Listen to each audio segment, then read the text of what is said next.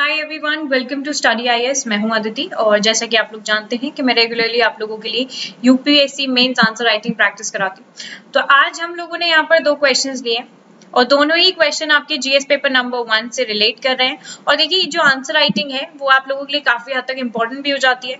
तो यहाँ पर दो क्वेश्चन आपके, एक ज्योग्राफी का क्वेश्चन है आपका, ठीक है, और दूसरा क्वेश्चन है आपका हिस्ट्री का, मॉडर्न हिस्ट्री का, वो भी ठीक है। तो मॉडर्न इंडिया के बारे में जब हम बात करते हैं तो इंडियन नेशनल कांग्रेस आपकी सबसे टॉप पर रहती है, क्योंकि आपकी आजादी की लड़ाई, जो नेशनलिस्ट आपके अपराइज हो रहे थे, नेशनलिज्म जो ग्रू हो रहा था, उसमें सबसे बड़ा एक मेन हाथ रहता है आपकी इंडियन नेशनल कांग्रेस का, ठीक है। और ज्योग्राफी में आज हम लोग बात करने वाले हैं आपकी सेismic वेव्स के बारे में।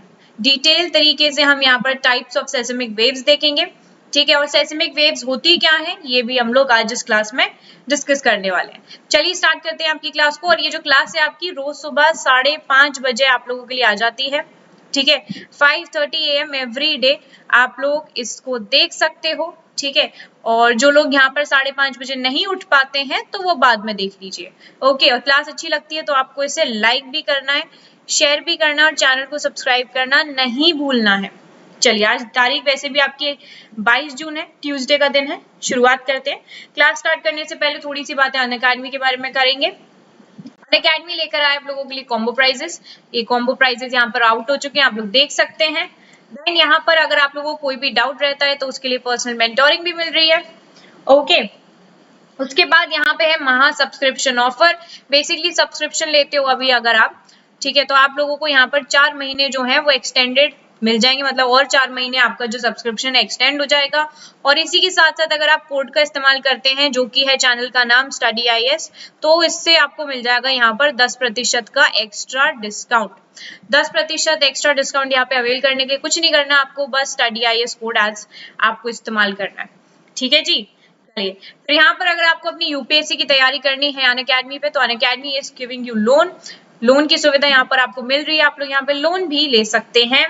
एंड यहाँ पर कुछ 20 बुक्स आपको यहाँ पर मिल रही हैं, जो कि आपके यूपीएससी एक्सपर्ट्स द्वारा क्रिएट करी गई हैं। आप लोग चाहें तो इन बुक्स को ले सकते हैं, जो कि अब हिंदी में भी अवेलेबल है। कॉस्ट प्राइस इनकी 10,000 रुपए है, ठीक है। और अगर आप सब्सक्रिप्शन लेते हैं तो आपको ये मिल जाएंगे एकदम मुफ्त। चलिए, फिर यहाँ पर है आपका अनअकैडमी का combat, which is a live quiz, her Sunday को होती है 11 बजे। आप लोग चाहें तो इसमें एनरोल कर सकते हैं by using the code study IAS, okay. Free है एकदम, आप लोग इसमें जरूर पार्टिसिपेट करें। नए बैचेस यहाँ पर स्टार्ट हो गए, आप इनको भी देख सकते हैं। चलिए स्टार्ट करते हैं अपनी क्लास को। पहला क्वेश्चन है आपका ज्योग्राफी रिलेटेड क्वेश्चन है। यहाँ पे बात करी जा रही है कि भाई एक बात बताइए कि सेismic वेव्स क्या होती हैं। सबसे पहले तो देखो, आपको क्वेश्चन को डिवाइड जैसे आप करते हो तो पहला क्वेश्चन यहाँ पे बन जाता है that what are seismic waves. Seismic waves जो है, ये टर्म आपने सुना होगा ज्योग्राफी में। तो सेismic वेव्स एक्चुअल में है क्या, ये आपको बताना है। फिर आपको यहाँ पर एक डिटेल अकाउंट देना है डिफरेंट टाइप्स ऑफ सेismic वेव्स का। आप देखो, यहाँ पर जिसको भी आइडिया नहीं है सेismic वेव्स के बारे में, किसी को आइडिया नहीं है, तो यहाँ पर सबसे पहले एक अंदाजा लगा सकते हो, वेव्स के हिसाब से, यानी कि आपकी जो वेव्स बनती है, जो लहरें टाइप्स होती हैं, ठीक है, वैसी कोई वेव्स हैं, ठीक है। और सेismic जो वर्ड आ रहा है आपका, ठीक है, तो यानी कि एक चीज समझ सकते हैं हम, जो आपकी आउटवर्ड यानी कि स्प्रेड होती हैं। सेismic यानी कि आपकी जो स्प्रेड होती हैं, ठीक है, हर डायरेक्शन में, तो वो पर्टिकुलरली यहाँ पर आपके उनके बारे में बात हो रही होगी। तो सेismic वेव्स आपको यहाँ पर बतानी है। और दूसरा जो क्वेश्चन आपका बन जाता है कि डिटेल अकाउंट में आपको डिफरेंट टाइप्स ऑफ सेismic वेव्स बताने हैं, यानी कि इसके कुछ टाइप्स भी हैं। तो यहाँ पर आपका जो कंफ्यूजन होता है वो क्लियर हो जाता है, ठीक है।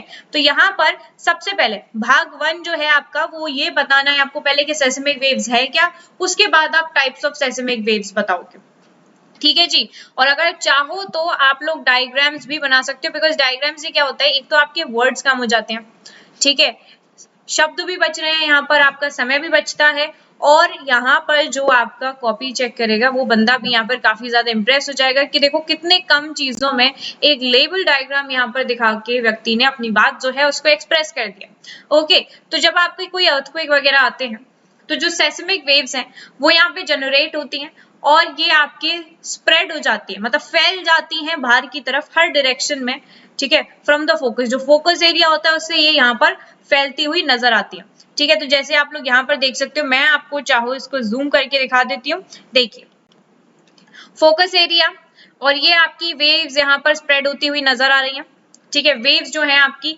स्प्रेड होती हुई नजर आ रही है, ये आपके वेव्स के फ्रंट है। तो जब भी कोई अर्थक्वेक आता है, ठीक है, अर्थक्वेक आना यानी कि जो आपकी टेक्टोनिक प्लेट है वो यहाँ पर शिफ्ट होती है, उसमें हमें कुछ शिफ्ट देखने को मिलता है, एक मूवमेंट देखने को मिलता है। तो उसी हिसाब से क्या होता है कि ये सेismic वेव्स जो है उसी टाइम पर जनरेट हो जाती है, और जनरेट होने के बाद फैल जाती है, बाहर की तरफ फैलना शुरू हो जाती है हर डायरेक्शन में, ठीक है, फोकस से लेकर आपकी ये फैलती हुई जाती है। अब अगर हम टाइप्स ऑफ वेव्स देखें तो देखो टाइप है आपकी, एक तो पी वेव हो जाती है, एक तो पी वेव है आपकी जिसे बोलते हैं प्राइमरी वेव, दूसरी है फिर आपकी एस वेव यानी कि सेकेंडरी वेव, एल वेव है यानी कि आपकी है सरफेस वेव, ठीक है। तो सरफेस वेव्स, सेकेंडरी वेव्स और प्राइमरी वेव्स, ठीक है, इनको हम लोग डिस्कस करने वाले हैं। चलो सबसे पहले पी वेव्स के बारे में देखते हैं। तो आपको टाइप्स ऑफ वेव्स यहाँ पे बताना पड़ेगा। तो पहले पी वेव जो है आपकी वो कंप्रेशनल वेव है, जो कि कॉज होती है, जो कि आपके पार्टिकल्स वगैरह होते हैं रॉक के, वो वाइब्रेट करने लगते हैं लॉन्गिट्यूडनल डायरेक्शन में, तब आपकी यहाँ पर हमें पी वेव्स फॉर्म होती हुई यानी कि प्राइमरी वेव्स फॉर्म होती हुई नजर आती हैं। फिर अगर पी वेव्स के बारे में बात करें तो देखो ये बहुत जल्दी, मतलब दे ट्रेवल वेरी फास्ट, ठीक है, और therefore they reach a seismic station first। तो सबसे पहले ये यहाँ पर पहुंच जाती है आपके seismic स्टेशन पे, ठीक है। उसके बाद अगर इनकी वेलोसिटी के बारे में बात करी जाए तो देखो वेलोसिटी इनकी रहती है कुछ आपकी 1.7 टाइम्स, जो कि आपकी एस वेव है यानी कि सेकेंडरी वेव है, उससे कुछ आपकी कह सकते हैं हम कि आपकी 1.7 टाइम्स इनकी ज्यादा रहती है प्राइमरी वेव्स की, और ये पास कर जाते हैं आपके सॉलिड से एज वेल एज लिक्विड से। तो ये जो वेव्स हैं आपकी ये सॉलिड से भी पास हो सकती है और लिक्विड से भी पास हो सकती है। उसी के कंपैरिजन में अगर हम एस वेव्स को देखें तो ये आपकी शेयर वेव्स है, ठीक है, जो कि ट्रांसवर्स है नेचर में, ठीक है। उसके बाद ये सिर्फ और सिर्फ सॉलिड में ही पास हो सकती है, जैसे ये यहाँ पर आपका सॉलिड और लिक्विड में पास हो सकती है, तो ये सिर्फ और सिर्फ आपकी सॉलिड में ही पास हो सकती है। उसके बाद देख लो लास्ट आ जाती है आपकी एल वेव यानी कि आपकी सरफेस वेव। अब यहाँ पे देखो जो आपका पी वेव है, यहाँ पर पार्टिकल का मोशन है, तो देखिए बहुत तेजी से यहाँ पर आपकी फास्टेस्ट वे में मूव करती हुई आपको नजर आ रही है, ठीक है। ये आपकी एस वेव्स है, इस तरीके की आपकी एस वेव्स होती हैं जो कि सॉलिड से ही पास हो सकती हैं, ये आपकी लिक्विड और सॉलिड दोनों से पास हो सकती हैं। अब बात करते हैं हम सरफेस वेव्स के बारे में। तो जो आपकी पी वेव्स हैं यानी कि प्राइमरी और सेकेंडरी वेव्स हैं, वो यहाँ पर अर्थ सरफेस तक जब तक पहुंचती हैं इनका कन्वर्जन हो जाता है। कन्वर्जन कैसे होता है? इनका कन्वर्जन हो जाता है आपके सरफेस वेव में, ठीक है। ये एल वेव्स में यहाँ पर तब्दील हो जाती है जो कि आपकी सरफेस वेव होती है। अब जो आपकी सरफेस वेव्स हैं ये ट्रेवल करती हैं अलोंग द सरफेस, और यहाँ पर आपके अर्थक्वेक कॉज होते हैं इसकी वजह से, ठीक है। तो इनके मूवमेंट की वजह से क्या होता है, यहाँ पर जो आपके अर्थक्वेक्स है वो यहाँ पर कॉज होते हैं। क्यों? क्योंकि ये ट्रांसवर्स है नेचर में, और जो वेलोसिटी है वो यहाँ पर काफी हद तक कम रहती है आपके पी और एस वेव्स से, ठीक है। जो आपकी सरफेस वेव्स हैं उनकी जो वेलोसिटी है वो आपके पी और एस वेव्स के मुकाबले बहुत ही ज्यादा कम रहती है, ठीक है। तो कुछ इस तरीके से इनका जो मूवमेंट है वो यहाँ पर चेंज होता हुआ नजर आता है। तो पी वेव आपकी ये रही, ये आपकी एस वेव है, और ये है आपकी सरफेस वेव्स, ठीक है। तो ये सेismic वेव्स हैं आपकी। कल को अगर सेismic वेव्स पे कोई क्वेश्चन भी आता है तो आप लोग इजीली इस पे आंसर फॉर्म कर पाओगे, ठीक है जी। चलिए आगे बढ़ते हैं। अब कंक्लूड करना है आपको इसे। तो देखो सरफेस वेव्स आप लोगों को पता है कि रिस्पॉन्सिबल है आपके अर्थक्वेक्स को कॉज करने में, और जो मेन सिग्निफिकेंस रहता है पी और एस वेव्स का, it is in the study of the earth interior. जब हम अर्थ का इंटीरियर भाग देखते हैं, अंदरूनी भाग जो देखते हैं, सॉरी हम हाँ इंटीरियर भाग देखते हैं, जो अंदरूनी भाग देखते हैं उसका, तो उससे इसका एक सिग्निफिकेंस हमें देखने को मिलता है। जो आपकी प्राइमरी और सेकेंडरी वेव्स हैं वो ट्रेवल करती हैं थ्रू द इंटीरियर, ठीक है, अंदरूनी भाग में यहाँ पर ये ट्रेवल करती हैं अर्थ के, और इनको रिफ्लेक्ट किया जाता है, ये रिफ्लेक्ट करती हैं आपके as they enter a layer of different material. जैसे ही ये दूसरे आपके उसमें एंटर कर जाती है, दूसरी लेयर में एंटर कर जाती हैं, ठीक है, तो ये रिफ्लेक्ट भी करती है और रिफ्रैक्ट भी करती है। ओके चलो, तो ये आपका पहला यहाँ पर आंसर हो गया। अगला क्वेश्चन यहाँ पर आपका बात कर रहा है, देखिए अगला जो क्वेश्चन है वो यहाँ पे बात कर रहा है what are the main sorry, what were the aims and objective of the Indian National Congress at the time of its inception? और यहाँ पर आपको डिस्कस करना है कि how far was it successful to achieve the target. अब देखो यहाँ पे बात हो रही है आपके सबसे इंपॉर्टेंट क्या है, इंडियन नेशनल कांग्रेस क्या थी, सबसे इंपॉर्टेंट चीज क्या है आपकी कि what was Indian national Congress, AIIMS और ऑब्जेक्टिव क्या थे इसके। तो पहला पॉइंट आपका इंडियन नेशनल कांग्रेस, दूसरा एम्स क्या थे, एम्स और ऑब्जेक्टिव क्या थे इसके, ठीक है। फिर यहाँ पर आपको डिस्कस करना है कि कितनी सक्सेसफुल ये रहे थे अपने टारगेट्स को अचीव करने में, क्योंकि यहाँ पर जो आपकी इंडियन नेशनल कांग्रेस इसीलिए बनी थी ताकि हम लोग आजादी की जो लड़ाई है, जो हमारे देश में जिस तरीके का एक्सप्लॉयटेशन हो रहा था, ठीक है, गुलामी करवा रहे थे अंग्रेज, उसको यहाँ पर खत्म करने की बात करी जा रही थी, नेशनलिज्म आपका ग्रो हो रहा था। तो उसी हिसाब से यहाँ पर आपके जितने भी पढ़े लिखे लोग थे जो यहाँ पर वेस्टर्न एजुकेशन लेकर आए थे, वो यहाँ पर इस चीज में बहुत तवज्जो रख रहे थे कि किस तरीके से हम लोग अपने देश में नेशनलिज्म को ग्रो कर सकें और लोगों के अंदर यूनिटी, नेशनलिज्म वाली जो भावना है वो यहाँ पर जगाएं, और उसके बाद यहाँ पर हम क्या करें, यहाँ पर हम लोग अपने देश को अपने जो ब्रिटिशर्स हैं उनसे आजादी दिला सकें। देखिए अब बाहर बहुत सारी चीजें हो रही थी, आपका फ्रेंच रेवोल्यूशन हो रहा था, बहुत सारी चीजें यहाँ पर देखने को मिल रही थी, अमेरिकन रेवोल्यूशन है, बहुत सारी चीजें हैं। तो यहाँ पर सब लोग देख रहे थे कि अरे देखो बाहर इतनी सारी चीजें हो रही हैं, सब यहाँ पर जो गुलामी है, गुलामी छोड़ के यहाँ पर खुद उभर रहे हैं, डेमोक्रेसी की बात कर रहे हैं, फ्रीडम की बात कर रहे हैं, तो हम क्यों पीछे रहे हैं इस चीज में, हमें भी फ्रीडम चाहिए, हम क्यों यहाँ पर अंग्रेजों से दब कर रहे हैं, है कि नहीं। तो देखिए यहाँ पर इन लेटर 1870, तो यहाँ पे 1870, ठीक है, और 1880 के बारे में बात हो रही है, ठीक है, 1870 और 80 के बीच के समय की बात है। तो जो सॉलिड ग्राउंड था उसको यहाँ पे प्रिपेयर किया गया था कि एस्टैब्लिशमेंट होनी चाहिए ऑल इंडिया ऑर्गेनाइजेशन की, कोई ऐसी ऑर्गेनाइजेशन आनी चाहिए जो कि आपकी पूरी ऑल इंडिया ऑर्गेनाइजेशन हो, उसका एस्टैब्लिशमेंट होना बहुत ज्यादा जरूरी है। तो इसकी फाइनल शेप दी गई थी, मतलब जो आइडिया रहा था यहाँ पर वो था आपके एओयूम का। अब एओयूम कौन थे, ये थे बेसिकली आपके इंग्लिश सिविल सर्वेंट थे ये, ठीक है, अंग्रेजी सिविल सर्वेंट थे यहाँ पर आपके एओयू, ठीक है, रिटायर्ड थे वैसे भी वो। तो इन्होंने क्या करा था, यहाँ पर बहुत सारे आपके जो लोग थे, मैंने आपको जैसे बताया नेशनलिज्म की भावना जो थी यहाँ पर ग्रो हो रही थी, तो क्या था कि सब यहाँ पर आगे बढ़ रहे थे, आजादी आजादी की बात यहाँ पर कर रहे थे कि भैया अंग्रेजों से हमें आजादी चाहिए, जिस तरीके का डिस्क्रिमिनेशन ये करते हैं वो डिस्क्रिमिनेशन यहाँ पे खत्म करना चाहिए। क्योंकि देखो यहाँ पर क्या है कि हम सबको भी पता है कि जो सरकार है, सरकार आपके पब्लिक से बनती है, तो पब्लिक का इंटरेस्ट गवर्नमेंट के लिए यहाँ पर प्राइम मोस्ट होना चाहिए, प्रायोरिटी होना चाहिए, पर वो तो यहाँ पे है नहीं। पब्लिक को तो ये लोग एक तरीके से कह सकते हैं हम कि चूसे जा रहे हैं, ठीक है, उनको एक्सप्लॉइट करते जा रहे हैं, उनसे टैक्स वगैरह ये सारी चीजें खूब अच्छी तरीके से उनको यहाँ पर एक्सप्लॉइट कर रहे हैं। अब यहाँ पर क्या था कि लोगों ने मतलब यहाँ पे कोऑपरेट करना छोड़ दिया था, और ये यहाँ पर अपना एक जो उबाल था नेशनलिज्म का, वो उबाल यहाँ पर आपका उभरता हुआ नजर आ रहा था। तो जितने भी आपके इंटेलेक्चुअल्स वगैरह थे उस टाइम पे, ठीक है, तो उन्होंने सोचा कि भैया हम यहाँ पर क्या करेंगे, हम यहाँ पर इंडियन नेशनल कांग्रेस को स्थापित करेंगे। तो जो पहला सेशन हुआ था इसका वो हुआ था आपका 1885 में।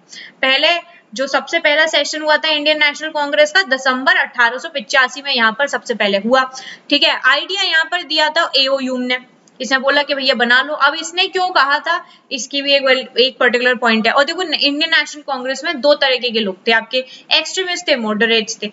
एक आपके चाहते थे कि अंग्रेज चला लें, पर ठीक है, पर हम यहाँ पर क्या है कि जैसे वो चला रहे हैं उसमें हम सुधार भाव कर सकते हैं, उनको समझा सकते हैं कि आप किस तरीके से पब्लिक के इंटरेस्ट को ले सकते हो।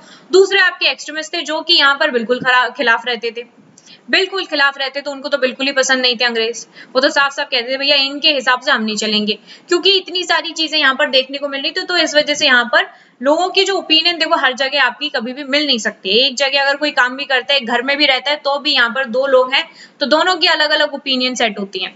ओके, अब यहाँ पर जो मेन एम रहे थे आपके कांग्रेस बनने के, वो क्या थे, जो इनिशियल स्टेज रही थी उसके बारे में बात करते हैं। देखो डेमोक्रेसी की यहाँ पे बात चल रही थी कि डेमोक्रेसी होनी चाहिए हमारे देश में। दूसरी चीज नेशनलिस्ट मूवमेंट आनी चाहिए, क्योंकि ब्रिटिशर्स का अत्याचार हो गया बहुत, हम नहीं कर सकते यहाँ पे गुलामी, ब्रिटिशर्स को भगाने की बात थी, यहाँ पर एक मेन मुद्दा थी। ठीक है, कि भाई अगर ब्रिटिशर्स यहाँ पर आपके रूल भी कर रहे हैं तो कम से कम इनकी सरकार भी है तो कम से कम हमारे साथ अच्छी तरह से तो पेश आए, है ना। पॉलिटिसाइज करने के लिए, पॉलिटिकली एजुकेट करने के लिए लोगों को, क्योंकि जितने ज्यादा लोग यहाँ पर एजुकेट होंगे पॉलिटिकली उतना ज्यादा यहाँ पे फायदा होगा, क्योंकि मासेस में ही यहाँ पर ज्यादा शक्ति देखने को मिलती है। इस्टेब्लिश किया था इन लोगों ने हेडक्वार्टर फॉर अ मूवमेंट, उसके बाद प्रमोट किया friendly relation among nationalist political workers from the different parts of the country, ठीक है। उसके बाद जगह जगह जाके ये लोगों को यहाँ पे मोटिवेट करते थे, प्रमोट करते थे फ्रेंडली रिलेशन, ठीक है। जितने भी नेशनलिस्ट वगैरह थे, पॉलिटिकल वर्कर्स थे, जितने भी हमारे different different parts of the country में थे, उनके साथ यहाँ पर एक अच्छा जो रिलेशन है उसको फॉर्म करने की बात कर रहे थे, डेवलप कर रहे थे, प्रोपोगेट कर रहे थे एंटी कॉलोनियल नेशनल आइडियोलॉजी को, ठीक है। कि यहाँ पर हमें समझना पड़ेगा कि ये लोग हमें एक्सप्लॉइट कर रहे हैं और हमें इनकी एक्सप्लॉइटेशन से किस तरीके से बचना है। इस एक पर्टिकुलर जो आइडियोलॉजी थी उसको यहाँ पर डेवलप किया जा रहा था, प्रोपोगेट किया जा रहा था, ताकि लोग ये चीज को समझें, अपने आप को इस तरीके से न्यौछावर ना करें, एक्सप्लॉइट होना बंद करें, गुलामी में कोई भी यहाँ पर फायदा नहीं है। फॉर्मुलेट करना चाहते थे ये प्रेजेंट पॉपुलर डिमांड्स को गवर्नमेंट के आगे कि भैया देखो ऐसी ऐसी चीजें हो रही हैं जो एक कॉमन आपकी कॉमन इकोनॉमिक और पॉलिटिकल प्रोग्राम्स यहाँ पर हो रहे थे, ठीक है। उनको यूनिफाई करने की बात करी जा रही थी कि देखो आप जिस तरीके की यहाँ पर लोगों के साथ चीजें कर रहे हैं वो यहाँ पर बंद करो आप, ठीक है। जो भी हमारे स्पेसिफिक इकोनॉमिक इश्यूज हैं उनको यहाँ पे कंसिडरेशन में लेकर आइए और इस तरीके की आप लोग यहाँ पर चीजें ना करें तो बहुत ज्यादा बेहतर होगा। तो डेवलप कर रहे थे, कंसोलिडेट कर रहे थे फीलिंग को, नेशनल यूनिटी बढ़ाना चाह रहे थे लोगों के बीच में, ठीक है। Irrespective of the religion, caste और प्रोविंस, ठीक है। कोई किसी भी कास्ट का हो, कोई किसी भी रिलीजन का हो, किसी भी प्रोविंस का हो, उससे कोई मतलब नहीं है। पर यहाँ पर जो यूनिटी है, जो नेशनलिज्म है, क्योंकि अगर हम एक देश में रहते हैं, ये हमारा एक देश है, इस देश में अगर हम रहते हैं तो यही हमारा सब कुछ है, उसमें ना तो कोई अलग है ना कुछ है। क्योंकि अगर कोई किसी भी रिलीजन का हो तो क्या हो गया, रहते तो एक ही देश में ना, शेयर तो एक ही लैंड को करते हैं ना, एक ही जगह का पानी पीते हैं, एक ही जगह को यहाँ पर शेयर करते हैं, खाने पीने जो भी सारी चीजें हैं उसका रिसोर्सेज का जो उपयोग है वो आपके हिंदुस्तान, वो आपके क्या कहते हैं, आपके हिंदू भी करते हैं, आपके मुस्लिम्स भी करते हैं, आपके क्रिश्चियन भी करते हैं, पारसीज भी कर रहे हैं, तो सब कर रहे हैं यहाँ पे, है ना। तो सारे धर्म क्या है, धर्मों से तो कोई मतलब नहीं है। पर आप अगर एक देश में रह रहे हो, एक लैंड को शेयर कर रहे हो, तो यानी कि आप उसका हिस्सा हो, आप सब एक हो, ठीक है। तो यहाँ पे केयरफुली प्रमोट किया जा रहा था, नर्चर किया जा रहा था इंडियन नेशनल हुड को, ठीक है, जो कि यहाँ पे बहुत ज्यादा जरूरी था। क्योंकि लोग, अगर आप 1857 की लड़ाई देखें, 1857 वाली लड़ाई में क्या हुआ था, लड़ाई तो आपकी बढ़िया थी, वो शुरुआत तो अच्छी थी, पर वहां पे क्या था कि लोगों की जो सोच थी, लीडरशिप क्वालिटी किसी में थी नहीं, कोई यहाँ पे लीडर बन ही नहीं सकता था। जिसको लीडर लिया था वो भी अपने फायदे के लिए आ रहे थे। फायदा क्या था कि भैया हमें यहाँ पर राजपाट मिलना चाहिए और कुछ नहीं, सब अपने अपने मुद्दों को लेकर लड़ रहे थे। आगे बढ़ते हैं, evolution of the success of INC, यानी कि इंडियन नेशनल कांग्रेस का जो सक्सेस रही थी, अर्ली फेज जो रहा था, उसको एक बार देखते हैं। सक्सेसेस देखिए, इन्होंने रिप्रेजेंट किया था मोस्ट प्रोग्रेसिव फोर्सेस को उस टाइम पर, और they were able to create wide national awakening. लोगों को इतना ज्यादा मोटिवेट किया था इन लोगों ने, इंडियंस को, मतलब जितने भी यहाँ पर लोग थे उनका एक कॉमन इंटरेस्ट बनाया, रैली करी, कॉमन प्रोग्राम किए, ठीक है, कॉमन एनिमी रखे, कॉमन एनिमी सबके थे, ठीक है। और जो आपकी फीलिंग थी बिलोंगिंग टू वन नेशन, वो यहाँ पर ग्रो करी लोगों के बीच में, क्योंकि यही जड़ थी, यही जड़ थी सबसे ज्यादा। लोगों को यहाँ पर एहसास दिलाने की बहुत जरूरत थी, वरना लोग अपने आपस में ही यही नहीं डिसाइड कर पा रहे थे कि हम इस देश के हैं। तो वो चीज यहाँ पर बतानी बहुत जरूरत थी कि भैया एक देश में रहते हो, सब एक समान हो, सब एक समान हो। यही यूनिटी तो ये तोड़ने की कोशिश करेंगे आपके ब्रिटिशर्स। जब आपके बंगाल में पार्टीशन हुआ था, उस समय क्या था, आपके जो मुस्लिम्स थे और आपके जो हिंदू थे, दोनों के बीच में इतनी अच्छी यूनिटी थी, उस यूनिटी को तोड़ने की कोशिश करी गई थी ब्रिटिशर्स द्वारा। Okay, so they train people in political work, political work में लोगों को यहाँ पे ट्रेन किया, पॉपुलराइज किया मॉडर्न आइडियाज को, और उसके बाद एक्सपोज किया basically exploitative character of colonial rule को, कि किस तरीके से ये आपका एक्सप्लॉयटेशन कर रहे हैं, ठीक है। तो यहाँ पर इस चीज से बचना बहुत ज्यादा जरूरी है। खोल खोल के यहाँ पर इनकी सारी चीजें ये यहाँ पर बताते थे कि देखो इस तरीके से आपको एक्सप्लॉइट कर रहे हैं अंग्रेज, इस तरीके से कर रहे हैं, ये कर रहे हैं, आपसे बेवजह टैक्स वसूल रहे हैं, इसमें कोई टैक्स नहीं लगता है, घास पे भी टैक्स वसूलना शुरू कर देंगे ये लोग। तो ये सारी चीजों को इनका काम रहा था एक्सपोज करने का, जो कि इन्होंने किया। उसके बाद the political work was based on hard realities, ठीक है। शैलो सेंटिमेंट्स थे, नॉट ऑन शैलो सेंटिमेंट्स, यहाँ पर नहीं थे, रिलीजन एक्सेट्रा ये सारी चीजें नहीं, बस जो हार्ड रियलिटीज यहाँ पे देखने को मिल रही थी उस पे यहाँ पर काम करा जा रहा था। ठीक है, उसके बाद इन्होंने एस्टैब्लिश किया था बेसिक पॉलिटिकल ट्रुथ को, India should be rule in the interest of Indians, Indians के हिसाब से यहाँ पर आप हमें रूल करिए। ठीक है, क्योंकि बिना पब्लिक के इंटरेस्ट पे तो कुछ भी नहीं हो सकता है भाई, है ना। हर किसी को जो भी यहाँ पे आवाज उठाने की कोशिश करता था अंग्रेज क्या करते थे, जेल में भेज देते थे, लिया पकड़ा और ले गए ससुराल। तो ये पर्टिकुलर जो चीज थी वो यहाँ पर खत्म करने की बात करी जा रही थी। आगे जितने भी आंदोलन होंगे, अंग्रेजों के पास क्या काम था, और उसके बाद तो लोग एकदम फेयरलेस हो गए थे, कोई मतलब ही नहीं बचा था। तुम कितनी बार हमें जेल में डालोगी, डालते रहो, कोई फर्क नहीं पड़ता है। चलिए, उसके बाद यहाँ पर क्या था कि इन्होंने क्रिएट किया था एक सॉलिड बेस को for a more vigorous militant mass based national movement. ठीक है, और आप लोगों को पता है नॉन कोऑपरेशन मूवमेंट आया, सिविल डिसोबीडियंस मूवमेंट आया, है ना, क्विट इंडिया मूवमेंट आई, बहुत सारे मूवमेंट आए यहाँ पर, और सब मूवमेंट में आपकी बहुत सारी चीजें हमें डिफरेंट भी देखने को मिली। कहीं आपकी हिंदू मुस्लिम की यूनिटी थी तो कहीं नहीं थी, कहीं बहुत सारी चीजें एक समान थी, कहीं नहीं थी, कहीं सब लोग एक ही भेड़ चाल में चल रहे थे, कहीं नहीं चल रहे थे। तो बहुत सारी चीजें यहाँ पर जो मुद्दे थे वो बहुत अलग अलग होते हुए नजर आए थे। ठीक है, चलिए आगे बढ़ते हैं। Issues with the functioning in early phase. अब अर्ली फेज में क्या यहाँ पर इश्यूज रहते, देखो अर्ली नेशनलिस्ट जो थे ना, they did a great deal to awaken national sentiment. उन्होंने बहुत अच्छा काम किया था कि लोगों के अंदर यहाँ पे नेशनलिज्म की जो भावना थी उसको ग्रो किया।